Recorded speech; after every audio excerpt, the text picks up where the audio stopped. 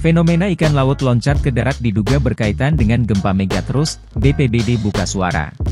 Ramai soal fenomena ikan meloncat ke darat di pesisir selatan Cianjur, Jawa Barat, dikaitkan dengan gempa megatrust.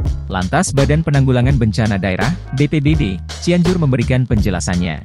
Kepala Pelaksana BPBD Cianjur, Asep Kusmanawijaya, Selasa, 3 September 2024, menjelaskan bahwa fenomena ikan terbang tak ada kaitannya dengan potensi gempa megatrust. Menurutnya, banyak ikan ke darat disebabkan faktor alam lainnya, seperti perubahan iklim dan suhu air laut. Asep mengingatkan bahwa kejadian serupa sudah menjadi rutin setiap tahunnya. Kendati demikian, BPBD Cianjur tetap mengingatkan masyarakat untuk selalu meningkatkan kewaspadaan menghadapi potensi dan ancaman bencana alam. Terlebih di wilayah pesisir yang rawan gempa dan tsunami. Bencana tidak bisa diprediksi kapan terjadinya, cuma kalau namanya tsunami itu kan biasanya diawali dengan gempa bumi yang magnitudonya besar, tutur dia.